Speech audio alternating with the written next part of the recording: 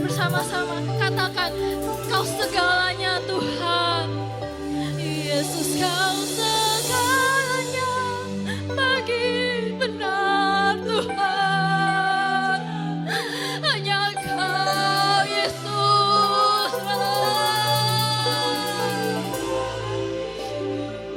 Salibmu Tuhan Yesus. Yesus, ku percaya mujizat-Mu, ku alami sekarang ini. Mari angkat tangan kita katakan, Yesus, Kau segalanya bagiku, Tuhan dan Rajaku. Kasih sayang-Mu melimpah di dalam hidupku. Salibmu tebusku, bebaskanku, sembuhkan aku. Ku percaya mujizat-Mu, ku alami sekarang ini. Anugerah-Mu bagiku,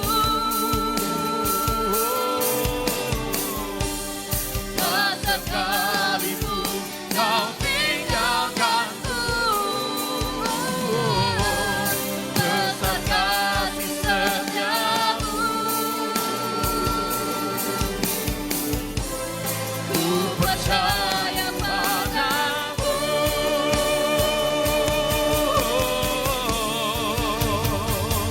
Yesus, Kau segalanya bagi Haleluya.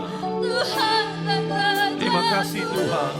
Kasih sayang-Mu Melimpah.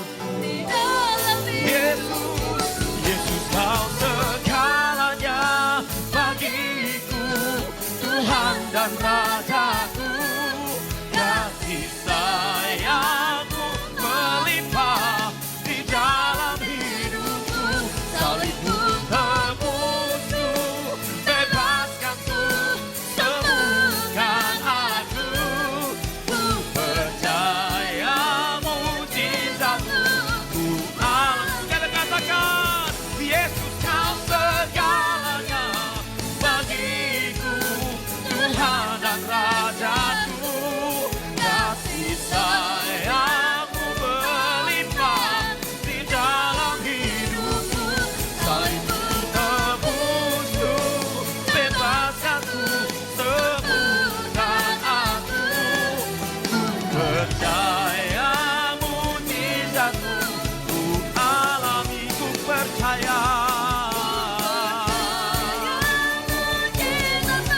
Oh, ku percaya,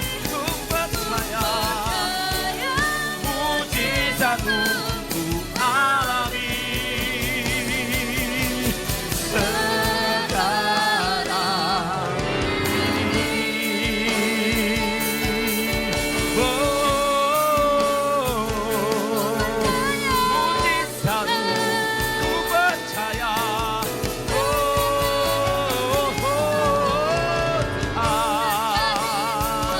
Mujizat terjadi. Sebab mujizat-Mu terjadi di tempat ini. Mujizat-Mu berkuasa di tempat ini. Mujizat-Mu terjadi Tuhan. Mujizat terjadi.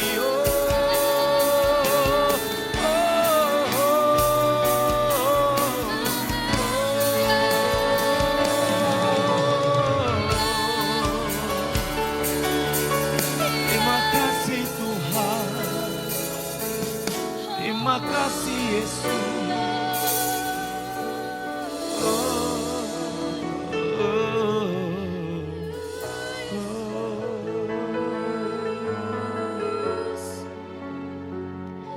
Terima kasih buat kebaikan-Mu Tuhan. Terima kasih buat kasih setia-Mu yang tidak pernah berhenti. Yesus, Engkau segala-galanya di dalam hidup kami. Terima kasih Tuhan. Saat ini hamba-Mu akan menyampaikan kebenaran firman-Mu. Engkau menyucikan dan menguduskan hamba-Mu. mengampuni dosa hamba, dan melayakkan hamba, mengurapi kami semua. Di dalam nama Tuhan Yesus, haleluya, amin. Puji Tuhan, silahkan duduk. Saya mengajak kita untuk kembali bangkit berdiri. Kita akan membaca firman Tuhan di dalam Markus pasal 8 ayat yang pertama sampai ayat yang ke-10. Kita baca ya. Markus pasal 8 ayat yang pertama sampai ayat yang ke-10 kita baca bersama-sama. Yesus memberi makan 4.000 orang. 2, 3. Pada waktu itu ada pula orang banyak di situ yang besar jumlahnya, dan karena mereka tidak mempunyai makanan, Yesus memanggil murid-muridnya dan berkata, hatiku tergerak oleh belas kasihan kepada orang banyak ini. Sudah 3 hari mereka mengikuti aku dan mereka tidak mempunyai makanan. Dan jika mereka kusuruh pulang ke rumahnya dengan lapar, mereka akan rebah di jalan sebab ada yang datang dari jauh. Murid-muridnya menjawab, bagaimana di tempat yang sunyi ini orang dapat memberi mereka roti sampai kenyang?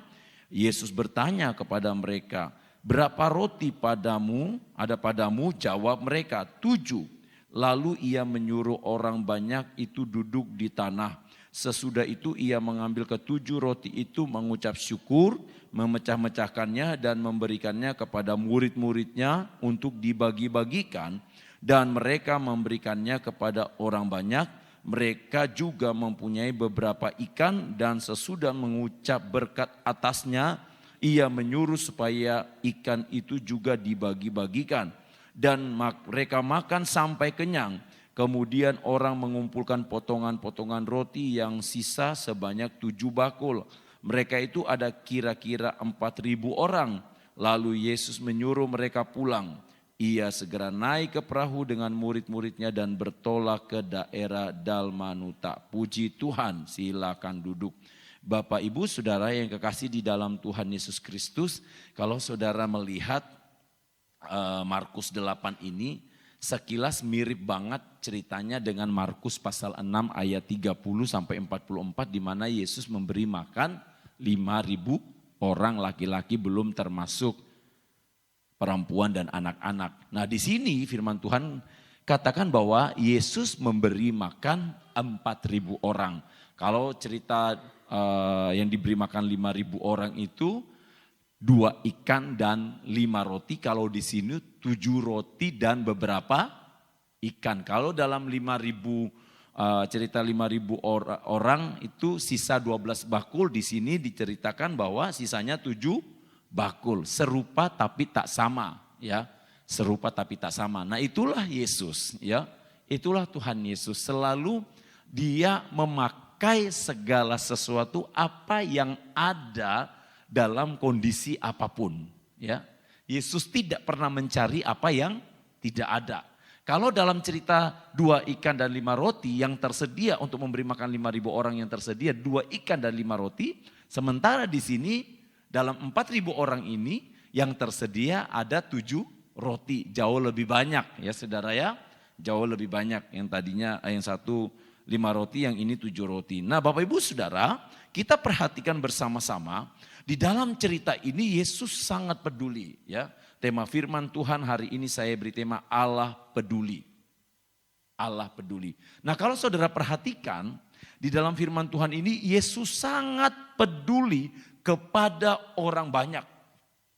Dan Bapak Ibu Saudara, kepedulian Yesus ini didasari oleh apa? Didasari oleh kasih kepada orang banyak tersebut. Ada kasih, ada belas kasihan. Saudara, kita perhatikan di dalam ayat yang pertama dikatakan begini. Pada waktu itu ada pula orang banyak di situ yang besar jumlahnya dan karena mereka tidak mempunyai makanan, Yesus memanggil murid-muridnya dan berkata, hatiku tergerak oleh belas kasihan kepada orang banyak itu. Hatiku tergerak oleh belas kasihan. Ya, jadi dasarnya kasih. Kepedulian Yesus kepada 4.000 orang ini ya didasari oleh belas kasihan atau didasari oleh kasih. Kasih kepada siapa? Kasih kepada orang banyak tersebut. Kasih kepada umat manusia. Ya, kalau kita perhatikan di dalam Yohanes 3 ayat 16, ya. Yohanes 3 ayat 16, mengapa sampai Allah mengutus anaknya yang tunggal, Yesus Kristus, juru selamat kita? Dasarnya adalah kasih. Karena begitu besar kasih Allah akan dunia ini, sehingga ia telah mengaruniakan anaknya yang tunggal, supaya setiap orang yang percaya kepadanya tidak binasa, melainkan beroleh hidup yang kekal. Ya, sekali lagi dasarnya kasih, karena begitu besar kasih Allah. Supaya setiap orang yang percaya tidak binasa. Ada kehidupan ketika mereka percaya kepada Kristus. Ketika mereka percaya kepada Yesus. Nah Bapak Ibu Saudara yang kasih di dalam Tuhan Yesus Kristus. Mengapa Yesus begitu peduli dengan orang banyak tersebut? Mengapa Yesus menaruh perhatian yang besar? Saudara, 4.000 orang ini bukan orang yang sedikit loh saudara. Ini satu gereja besar loh. Benar kan saudara? 4.000 orang ini satu gereja besar loh. Itu kalau mereka bawa mobil, itu kurang lebih harus 2 kali lipat kan? Ya, coba saudara kalau bawa saudara sendiri datang ke gereja yang bawa mobil, ukuran mobil saudara udah berapa kali berapa. Sementara saudara duduk dalam gereja hanya 1 kursi. Ya kan? Nah 4.000 orang ini bukan jumlah yang sedikit saudara. Tetapi Alkitab mencatat orang-orang ini ya mengikut Yesus. Mereka datang kepada Yesus. Artinya apa? Artinya yang pertama bahwa orang-orang ini mereka menunjukkan dedikasi mereka. Mereka menunjukkan dedikasi mereka dalam mengikut Yesus. Padahal Bapak Ibu Saudara, Yesus tidak menawarkan harta benda kepada mereka. Kalau engkau ikut aku akan menjamin pekerjaanmu. Tidak ada, Yesus tidak bilang begitu. Kalau engkau ikut aku, kalau kalian ikut aku, engkau akan kuberikan segala sesuatunya. Tidak ada saudara. Yesus menyampaikan kebenaran firman Tuhan pada saat itu. Yesus menyampaikan bahwa dialah jalan kebenaran dan hidup. Dan orang banyak sangat tertarik. Sehingga mereka berbondong-bondong mengikut Yesus. Dan Yesus melihat ini. Yesus menghargai ini. Yesus sangat peduli dengan orang yang banyak yang mengikut dia. Bapak Ibu Saudara, orang-orang yang datang mengikuti Yesus ini bukan hanya yang dari dekat saja. Alkitab mencatat bahwa mereka juga melakukan perjalanan yang jauh. Bahkan di dalam firman Tuhan mereka mengikuti tanpa ada makanan selama kurang lebih 3 hari. Saya nggak tahu saudara ya, Alkitab tidak menjelaskan secara detail apakah mereka bawa cadangan makanan, ya. Tetapi saya yakin alat-alat saat itu tidak ada seperti saat ini kan. Kalau 3 hari 3 malam. Saya nggak tahu kalau mereka mau bawa untuk cadangan, ya. Apakah itu bertahan 3 hari 3 malam makanannya? Mungkin saja tidak bertahan saudara. Kalau mereka bawa lebih mungkin saja bisa basi. 3 hari 3 malam. Dan Yesus sangat menghargai dedikasi ini. Bapak Ibu Saudara, kalau Yesus menghargai dedikasi mereka, saya juga percaya Yesus juga akan menghargai dedikasi saudara dalam mengiring Tuhan. Ya, sekali lagi Yesus sangat menghargai setiap dedikasi yang diberikan dengan hati yang tulus di hadapan Tuhan. Jadi Bapak Ibu Saudara, apa yang kita lakukan di hadapan Tuhan itu tidak akan pernah luput dari pantauan Tuhan. Tuhan akan selalu memantau. Tuhan akan selalu melihat apa yang sudah kita lakukan. Karena Tuhan tahu bahwa segala sesuatu yang kita lakukan, kalau kita lakukan dengan benar, kalau kita lakukan dengan setia, tidak akan sia-sia. Selain itu Bapak Ibu Saudara, yang kedua mengapa Yesus sangat peduli, karena apa? Karena mereka sudah menunjukkan pengabdian mereka dalam mengikut Yesus. Mereka menunjukkan pengabdian yang luar biasa. Ini enggak mudah. Ya, enggak mudah mengabdi. Mengabdi kepada Yesus. Ada banyak hal yang akan terjadi di dalam kehidupan mereka. Kepedulian Yesus terhadap kesehatan fisik mereka. Ya. Tentu Yesus menaruh perhatian yang besar. Ini orang-orang ikut aku bagaimana dengan kesehatan mereka. Ini orang-orang ikut aku bagaimana dengan keadaan tubuh mereka. Ya. Mereka sudah mengorbankan waktu. Mereka sudah mengorbankan tenaga mereka. Mereka sudah korbankan pekerjaan mereka. Hanya untuk apa? Hanya untuk mendengarkan firman yang Tuhan Yesus sampaikan. Karena apa saudara? Karena mereka menganggap bahwa firman itu begitu berharga. Nah Bapak Ibu saudara yang kasih dalam Tuhan Yesus Kristus. Yesus tahu bahwa pengabdian ini bukanlah pengabdian yang biasa saja. Dan Yesus menghargai pengabdian itu.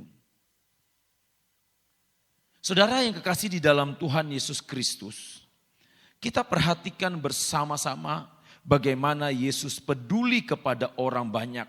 Dan apa tindakan dari Yesus terhadap kepedulian yang dilakukan dalam hidup orang banyak yang mengiring dia. Kita lihat di dalam Markus 5, yang pertama Markus 8 ayat 5 dan ayat yang ke-7. Markus 8 ayat yang ke-5 dan ayat yang ke-7. Yesus bertanya kepada mereka, berapa roti ada padamu? Jawab mereka 7.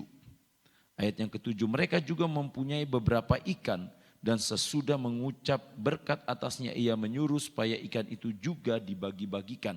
Bapak Ibu Saudara yang mau saya katakan di sini, Yesus peduli kepada orang banyak ini. Yang pertama adalah Yesus memperhatikan kesehatan orang banyak. Yesus memperhatikan kebutuhan hidup sehari-hari dari orang banyak. Yesus tahu bahwa orang banyak yang mengikuti dia ini pastilah lapar. Pasti lapar, tidak mungkin tidak lapar saudara. Tidak mungkin tidak lapar. Makanya Yesus sangat menghargai jerih lelah mereka, kesehatan mereka. Kalau murid-murid ini tidak diberi makan, ini berbahaya nih. Kalau orang banyak ini tidak diberi makan, ini sangat berbahaya. Ya, mungkin akan ada yang tumbang, bahkan ada yang mati. Kalau dicatat 3 hari 3 malam tidak makan saudara ya. Mereka mungkin ada yang lemas, mungkin yang punya sakit lambung, yang punya sakit mah, ya kan? Kan yang ikut Yesus ini banyak ada 4.000 orang yang tercatat. Ini tidak sedikit Bapak Ibu Saudara. Dan tidak tahu yang ikut ini 4.000 orang ini, macam-macam pasti mungkin ada saja yang sakit lambung, mungkin ada yang sakit mah, ya. Tetapi Bapak Ibu Saudara, Yesus tidak membiarkan. Yesus tahu bahwa murid-murid ini, bahwa orang banyak ini butuh makan. Nah ini saudara, ya. Yesus mau kasih tahu kepada orang banyak ini, engkau mengikuti aku, tidak perlu engkau ragu akan keperluanmu. Tidak perlu engkau ragu akan kebutuhanmu. Ini Yesus mau sampaikan kepada mereka. Tidak perlu engkau ragu akan kesehatanmu. Karena kan di sini menyangkut makanan, jadi berkaitan dengan kesehatan saudara. Yesus mau kasih tahu kepada murid-murid. Gak usah takut. Ya makanya kan ada yang namanya puasa 3 hari kan. Ya, kalau gak salah saya pernah ngomong juga tempat ini kalau di sekolah Alkitab itu ya.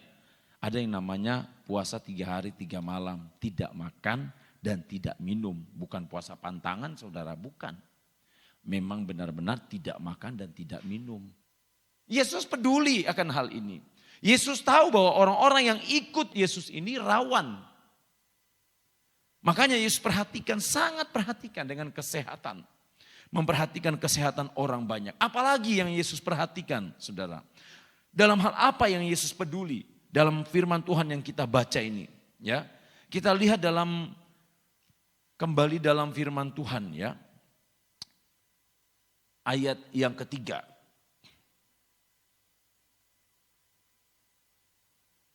Dan jika mereka kusuruh pulang ke rumahnya dengan lapar, mereka akan rebah di jalan.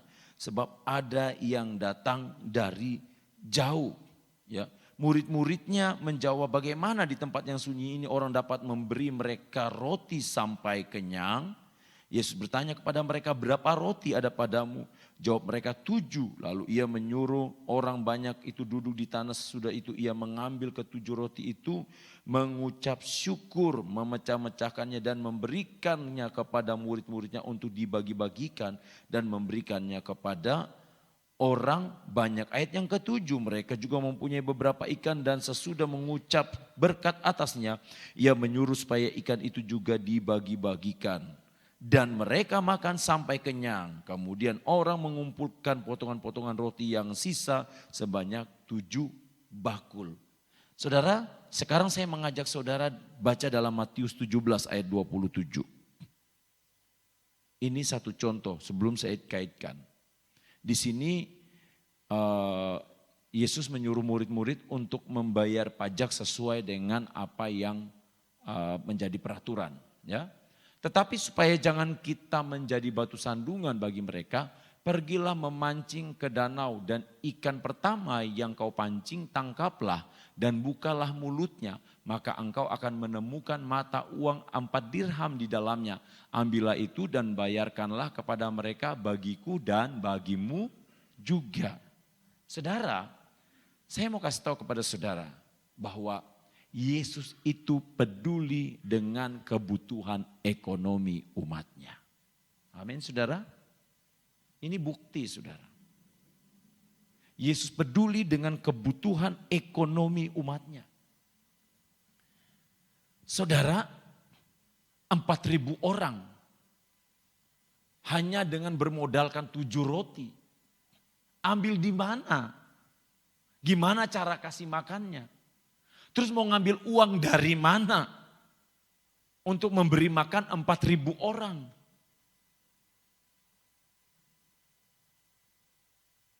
Tapi Yesus tahu. Yesus tahu bahwa murid-murid butuh ini. Yesus tidak memberikan secara langsung dengan uang. Tetapi Yesus melihat kesempatan terbesar, bahwa di dalam orang banyak ini ada roti yang tersimpan, ada roti yang dibawa, dan juga ada ikan. Yesus mau pakai yang jumlahnya sedikit untuk dilipat gandakan. Makanya Bapak Ibu Saudara, jangan pernah berkata kalau soal berkat di hadapan Tuhan, jangan pernah berkata, cuman sedikit. Itu sama saja kita sudah tidak menghargai berkat Tuhan.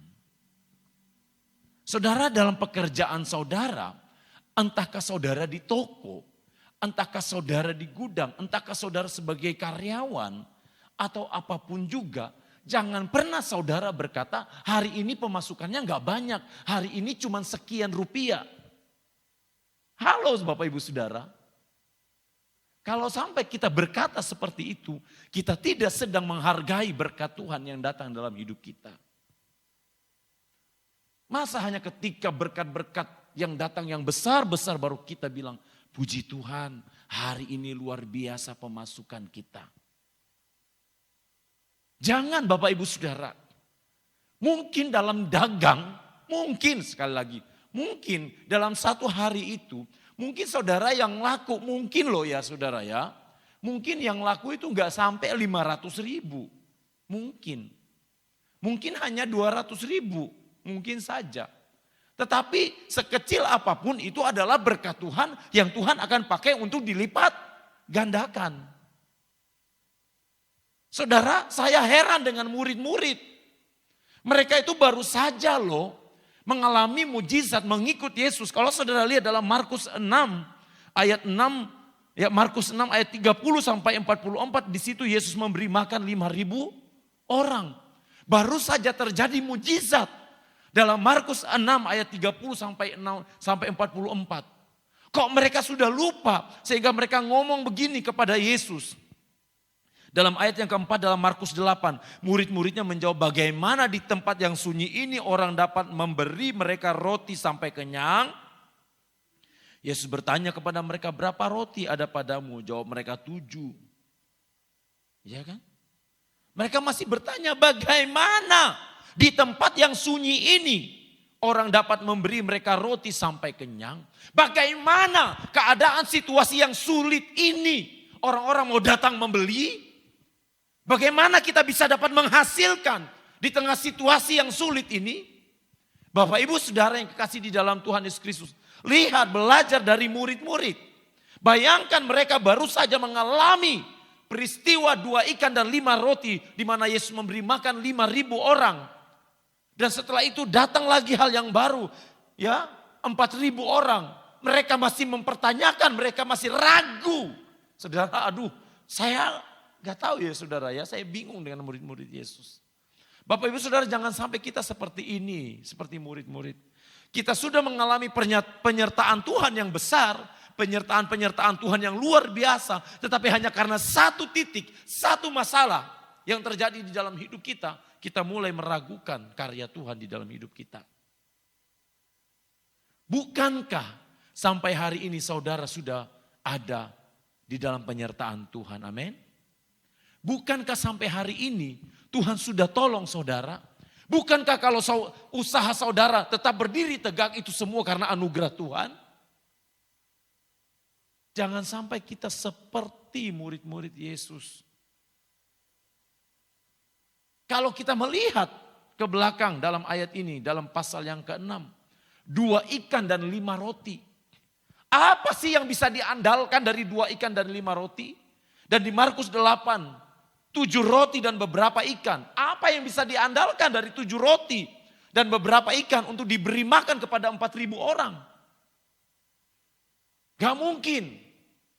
Gak mungkin saudara. Tetapi apa yang Tuhan mau ajarkan kepada saya dan saudara?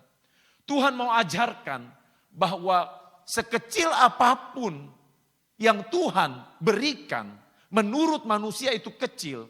Tetapi bagi Tuhan, Tuhan mampu membuatnya berlipat kali ganda. Dan Tuhan mau ajarkan apa? Mampukah kita belajar untuk mengucap syukur? Jadi Bapak Ibu Saudara yang kekasih di dalam Tuhan Yesus Kristus, jangan pernah, saya pakai kata yang sedikit ekstrim ya, jangan pernah menghina berkat Tuhan hanya karena jumlahnya. Jangan pernah menilai berkat Tuhan dari jumlah. Amin saudara. Kalau saudara menilai berkat Tuhan dari jumlah, habis sudah pengiringan saudara kepada Tuhan. Berarti saudara akan selalu kali-kali kalau mengiring Tuhan. Oh ini menguntungkan, oh ini enggak menguntungkan, oh ini rugi, oh ini enggak rugi, ini dan lain sebagainya. Gak bisa Bapak Ibu Saudara. Matematika Tuhan tidak sama dengan matematika manusia. Matematika Tuhan, 2 ikan ditambah 5 roti sama dengan 5.000 orang laki-laki, belum termasuk perempuan dan anak-anak. Matematika Tuhan, ya matematika manusia 7 roti dan beberapa ikan, gak mungkin. Tetapi matematika Tuhan mungkin. Jadi saudara mau ikut Tuhan ini mau lihat dari sudut pandang mana? Kalau kita percaya bahwa Allah itu peduli, Allah itu mengerti, saya kira berkat sekecil apapun yang menurut pandangan manusia kita akan menghargainya. Amin. Bapak Ibu Saudara yang kasih di dalam Tuhan Yesus Kristus, saya berkat apapun yang datang dalam hidup saya syukuri. Apapun yang Tuhan kasih ke saya dan Ibu Gembala, kami selalu bersyukur. Karena kami tahu bahwa itu datangnya dari Tuhan. Itu Tuhan yang bawa. Hanya wadahnya atau medianya Tuhan pakai. Siapapun itu. Dan dari manapun itu. Itu saja. Mau jumlahnya, kalau itu uang mau jumlahnya 50.000, itu berkat Tuhan yang luar biasa. Kalau itu makanan, mohon maaf mungkin itu 1 ayam goreng misalnya, itu berkat Tuhan. Kenapa tidak disyukuri? Saudara, mungkin saudara juga alami seperti itu dalam saudara bekerja. Ya, nggak salah kita bermimpi bahwa dagangan saya laku sekian ratus juta, sekian juta, nggak salah saudara. Namanya juga kita berbisnis kan, kita punya mimpi dong, iya kan? Tetapi Bapak Ibu Saudara sekali lagi, jangan kita kunci, ya. Jangan kita kunci berkat Tuhan itu, atau kita ukur berkat Tuhan itu hanya dari jumlahnya saja. Karena kalau kita ukur berkat Tuhan dari jumlahnya saja, kita sendiri yang akan rugi.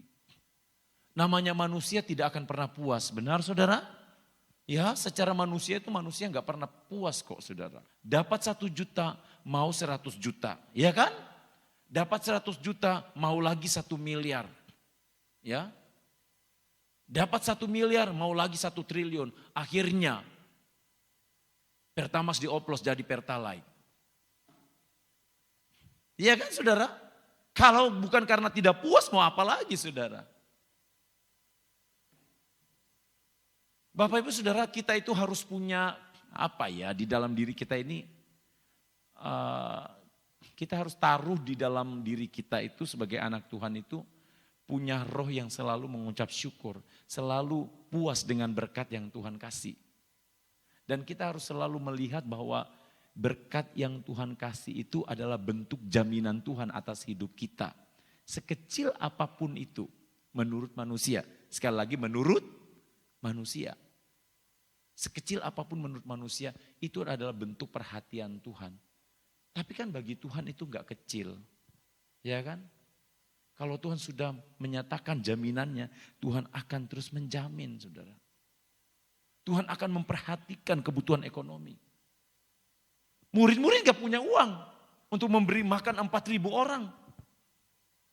Saudara, kalau saudara lihat di dalam 2 Raja-Raja 4 ayat 1 sampai 7, ya, ini cerita dengan minyak seorang janda di mana Tuhan pelihara. Ya, sudah sering kita membacanya. 2 Raja-Raja 4 ayat 1 sampai 7. Gak apa-apa, saya ajak kita untuk membaca kembali firman Tuhan ini bersama-sama. 2 Raja-Raja 4 ayat 1 sampai 7. Ya, kita baca. Salah seorang dari istri-istri para nabi mengadukan halnya kepada Elisa. Sambil berseru, hambamu suamiku sudah mati dan engkau ini tahu bahwa hambamu itu takut akan Tuhan. Tetapi sekarang penagih hutang sudah datang untuk mengambil kedua orang anakku menjadi budaknya. Jawab Elisa kepadanya, apakah yang dapat kuperbuat bagimu? Beritahukanlah kepadaku apa yang kau punya di rumah. Berkatalah perempuan itu, hambamu ini tidak punya sesuatu apapun di rumah kecuali, sekali lagi, kecuali sebuah buli-buli berisi minyak. Artinya masih ada kan saudara? Tidak habis kan? Buli-buli, kecuali buli-buli berisi minyak. Bagi dia nggak ada artinya. Ayat 3.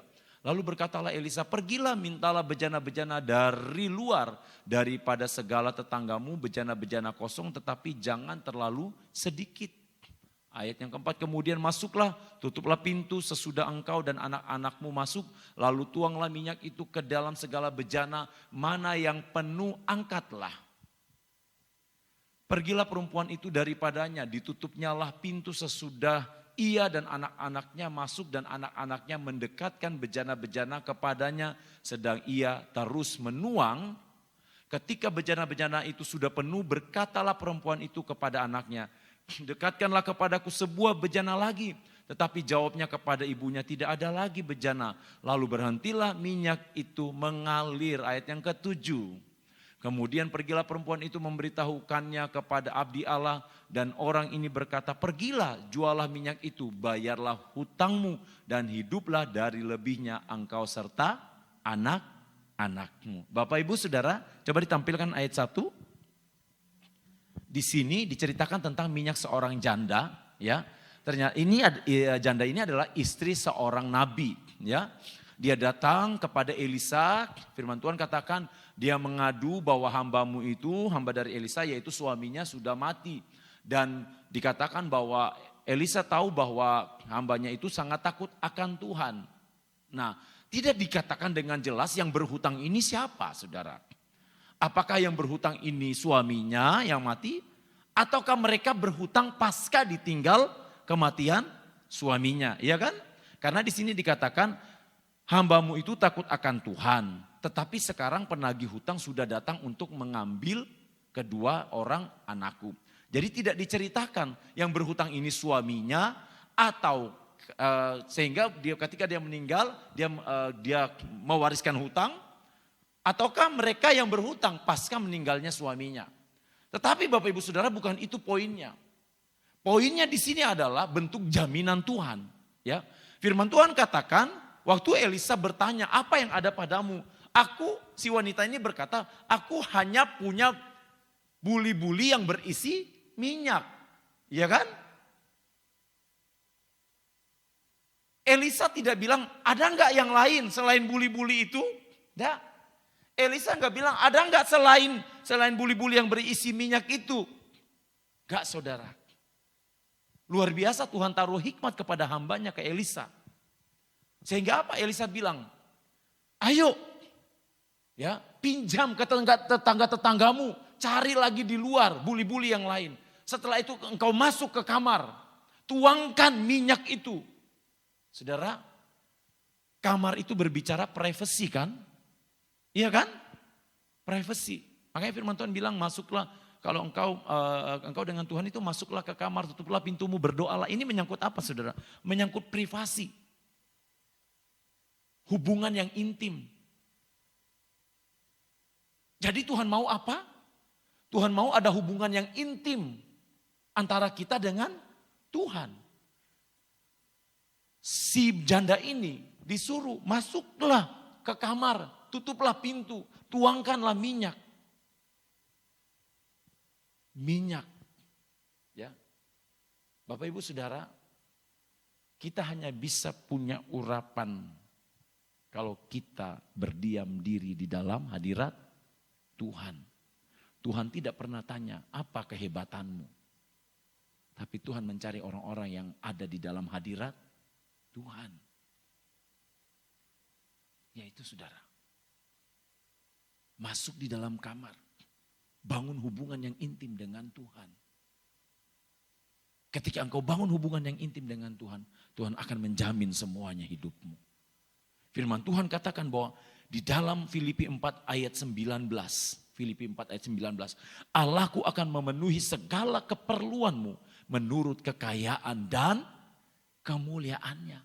Allahku akan memenuhi segala keperluanmu. Segala keperluan saya dan saudara. Kebutuhan saya dan saudara. Bukan keinginan kita. Tetapi kita kembali ke cerita tadi yang janda. Karena apa, saudara? Mereka masuk di dalam kamar. Penting sekali kita punya minyak. Dan minyak itu hanya didapat ketika kita melipat lutut kita di hadapan Tuhan. Saudara harus membangun hubungan yang intim dengan Tuhan. Saudara percayalah ketika saudara membangun hubungan yang intim dengan Tuhan. Apapun juga yang menjadi kesulitan di dalam hidup saudara. Mungkin saat ini saudara sedang mengalami hal yang kurang baik. Dalam masalah ekonomi saudara. Atau dalam keluarga saudara. Atau hal lainnya. Tetapi firman Tuhan katakan. Masuklah ke dalam kamar. Tutuplah pintu. Dan berserulah kepadaku. Saudara. Tuhan cari orang-orang yang mau datang bersekutu dengan dia. Makanya kan saya selalu ingatkan. Saudara, kalau saudara bangun tengah malam, aduh. Ya, jangan sia-siakan. Langsung tuh komunikasi dengan Tuhan. Jangan cari handphone saudara dulu. Ya, jangan cari mana handphone saya ya. Ya saudara. Ya kalau saya cari handphone lihat jamnya saudara. Jam berapa ya? Oh jam 1. Oke, baiklah. Aku akan kontak dengan penolongku. Gitu saudara. Lihat jam berapa ya? Jam 12:30. Ya ini Bapak Ibu Saudara. Membangun hubungan yang intim dengan Tuhan. Filipi 4 ayat 13 berkata bahwa segala perkara dapat kutanggung di dalam Dia. Amin saudara. Segala perkara dapat kutanggung di dalam Dia yang memberikan kekuatan kepadaku. Filipi 4 ayat 19, Allahku akan memenuhi segala keperluanmu. Makanya saudara, di dalam Markus 8 ini, dalam cerita ini, saya heran dengan murid-murid Tuhan Yesus. Ya, 5.000, harusnya mereka bisa berpikir, 5.000 orang saja Tuhan bisa kasih makan. Apalagi ini cuma 4.000, iya kan? Logikanya kan begitu saudara. Kalau hanya 5.000 saja, gampanglah. Apalagi ini 4.000. Tetapi Bapak Ibu Saudara, inilah ya, dekat atau tahu Yesus, kenal Yesus, bukan menjadi jaminan bahwa murid-murid Yesus itu dekat dengan Yesus. Ini Bapak Ibu Saudara. Kenal Yesus, tahu Yesus bukan menjadi jaminan bahwa murid-murid dekat dengan Yesus. Saudara kenal presiden, tetapi bukan jaminan kalau saudara dekat dengan presiden. Iya kan? Harus selalu saudara bersama-sama baru saudara tahu presiden. Murid-murid sudah bersama-sama. Bayangkan saudara. Tidak hanya mereka kenal Yesus, tapi mereka juga dekat dengan Yesus. Bahkan mereka mengalami mujizat yang Yesus lakukan. Tapi kok masih ragu. Bapak Ibu Saudara yang kasih di dalam Tuhan Yesus Kristus. Sekali lagi saya ingatkan kepada kita. Semua yang ada saat ini. Ya, saya ingatkan kembali lagi. Kita belajar dari murid-murid ini. Kalau memang kita percaya bahwa Allah peduli dengan segala sesuatu yang ada di dalam hidup kita. Kalau memang kita percaya, biarkanlah kita menaruh kepercayaan kepada Allah itu dengan sungguh-sungguh. Bukan meragukannya. Kalau kita meragukan Tuhan, secara tidak langsung kita sedang menutup kuasa Tuhan untuk bekerja di dalam kehidupan kita. Kita sedang menghalangi karya Tuhan untuk bekerja di dalam kehidupan kita. Kita menjadi orang-orang yang membatasi kuasa Tuhan. Jangan jadi orang-orang, jangan jadi umat Tuhan yang membatasi kuasa Tuhan. Kecil, biarlah menurut manusia kecil. Tetapi bagi Tuhan tidak ada yang kecil. Nominalnya sedikit, biarlah itu bagi manusia nominalnya sedikit. Tetapi bagi Tuhan tidak ada yang namanya nominal sedikit. Yang penting Tuhan sudah menjamin sampai hari ini. Ya, amin Bapak Ibu Saudara. Itulah Allah kita. Allah yang peduli. Allah sediakan semuanya. Kalau Allah menyediakan semuanya, Allah akan tuntaskan segala sesuatunya di dalam hidup kita. Allah mengerti, Allah peduli segala persoalan yang kita hadapi. Tak akan pernah dibiarkannya ku bergumul sendiri, sebab Allah mengerti. Amin saudara. Apa yang saudara gumuli saat ini? Apa yang menjadi keresahan hati saudara? Saya yakin setiap kita pasti ada yang menjadi keresahan hati kita. Tetapi kita serahkan kepada Tuhan. Jangan bilang saya enggak ada keresahan saudara. Tuh Ibu Gembala paling tahu. Tetapi sekali lagi Tuhan mau ingatkan kepada saya dan juga kepada saudara. Tuhan ingatkan. Kalau memang kita menjadikan Tuhan sebagai satu-satunya Tuhan dan Juru Selamat kita yang peduli akan hidup kita. Maka kita juga akan percaya dan menyerahkan segala sesuatunya ada dalam kendali Tuhan. Kalau Tuhan yang sudah kendalikan, maka Tuhan yang akan menyelesaikan semuanya. Ingat peristiwa angin ribut, ketika bukan Tuhan yang kendalikan, murid-murid nyaris tenggelam. Kapal mereka terombang-ambingkan oleh angin sakal. Tapi ketika Tuhan turun tangan, Tuhan ambil alih. Tuhan yang menakodai. Maka angin badai itu bisa tenang, tunduk kepada kuasa Tuhan, kepada Yesus. Nah, hari ini apa yang menjadi masalah saudara? Apa yang menjadi persoalan saudara? Mungkin saat ini engkau sudah punya pergumulan dalam rumah tangga saudara, ya, dalam pekerjaan saudara, dalam keluarga saudara. Mungkin ada pergumulan yang sebagai hamba Tuhan saya enggak tahu saudara. Tetapi saya mau katakan hari ini, bangkitlah, percayalah bahwa Tuhan akan memberikan pertolongan kepada saudara. Amin saudara, Tuhan memberkati. Banyak perkara yang tak dapat ku mengerti. Oh, mengapakah harus terjadi di dalam hidup ini? Oh, satu perkara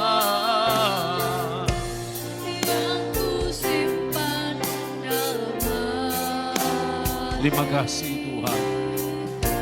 tiada sesuatu jadi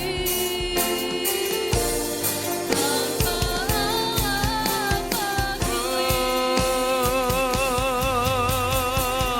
Allah mengerti, Allah peduli.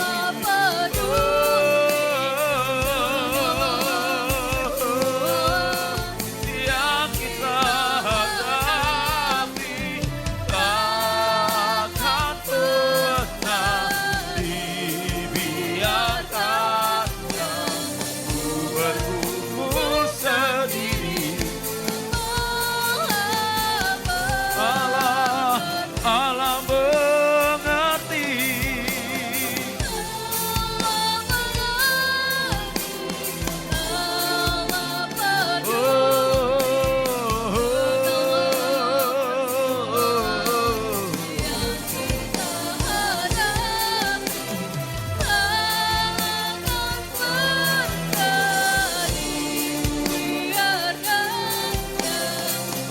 Bergumul sendiri, Allah mengerti.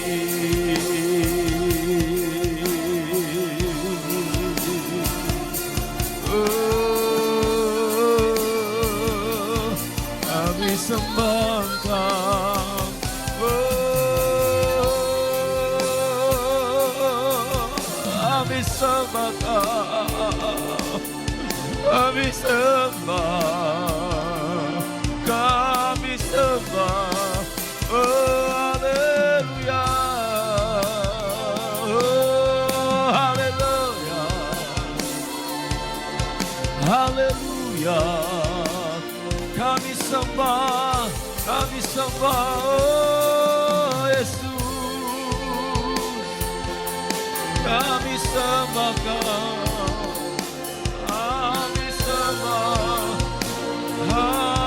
Haleluya, lava sangara baraya, lava lava lava lava. Kira lava baraya, lava sangara baraya, lava lava lava. Oh, haleluya. Oh, haleluya. Oh, haleluya. Haleluya.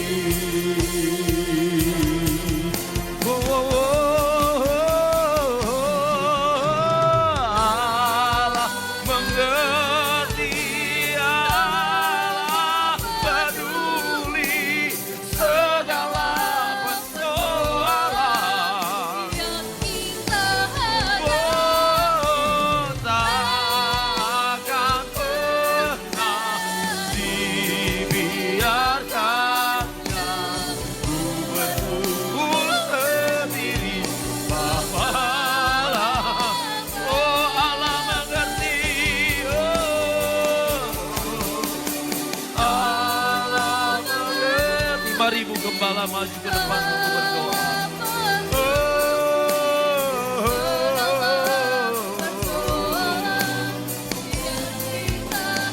Yesus tak pernah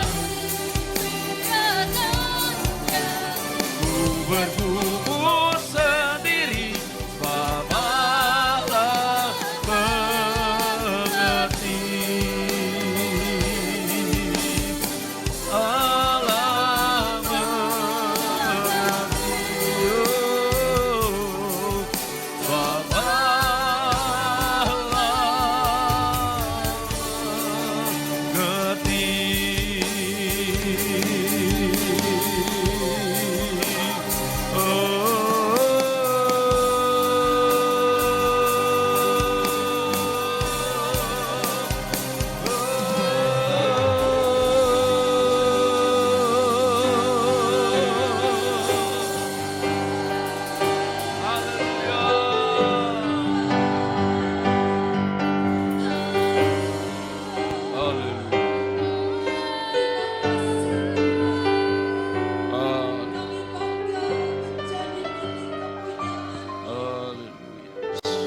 Kami bersyukur Tuhan, Engkau Allah yang dahsyat bagi kami. Engkau Allah yang luar biasa bagi kami.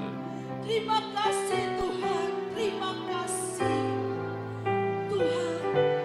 Firman-Mu kembali mengingatkan kami bahwa Engkau Allah yang selalu peduli dengan kami. Tuhan, kasih-Mu tetap ada untuk kami, dan Engkau mengasihi kami tidak terpengaruh dengan keadaan, dengan situasi yang ada. Engkau Allah tetap mengasihi kami dalam keadaan apapun. Terima kasih Tuhan, terima kasih. Biarlah Tuhan Engkau bangkitkan semangat kami, Engkau bangkitkan iman kami, Engkau bangkitkan percaya kami bahwa Engkau Allah tidak pernah tinggal. Engkau Allah selalu ada di setiap masalah demi masalah harus kami lewati, tapi kami percaya kami akan melewati sebagai pemenang. Engkau Allah ada bersama dengan kami. Terima kasih Tuhan, terima kasih setiap pergumulan jemaat-Mu. Engkau ada dan Engkau peduli dalam pergumulan keluarga, hubungan suami istri. Tuhan ada dan Tuhan pulihkan. Engkau peduli dalam masalah perekonomian jemaat-Mu. Engkau peduli dan Engkau memulihkan. Engkau ada di setiap sakit penyakit apapun yang dihadapi umat-Mu, dan Engkau menyembuhkannya dengan ajaib. Terima kasih Tuhan, terima kasih Tuhan. Kami percaya Engkau belum selesai dengan kami. Engkau masih terus bekerja dengan ajaib. Engkau masih terus merenda setiap hidup kami, dan kami percaya hidup kami indah di tangan-Mu. Terima kasih Bapa, terima kasih meteraikan firman-Mu dalam setiap kami, sehingga firman-Mu yang menuntun langkah-langkah kami dalam menghadapi apapun dalam hidup ini Tuhan. Terima kasih Bapa, terima kasih. Berkati hamba-Mu yang sudah melayani. Biarlah Tuhan urapan baru terus mengalir dalam kehidupan hamba-Mu, dan hamba-Mu dipakai dengan luar biasa. Berkat-berkat Allah turun atas hamba-Mu di dalam nama Tuhan Yesus Kristus. Saudaraku, mari angkat tanganmu dan terimalah berkat Tuhan. Tuhan melindungi engkau. Tuhan menghadapkan wajahnya kepada engkau dan memberi engkau damai sejahtera. Biarlah Allah yang peduli itu selalu ada di dalam kehidupan kita hari ini sampai selama-lamanya, di dalam nama Bapa, Putra dan Roh Kudus. Itu dalam nama Tuhan Yesus Kristus. Sama-sama kita yang percaya katakan amin.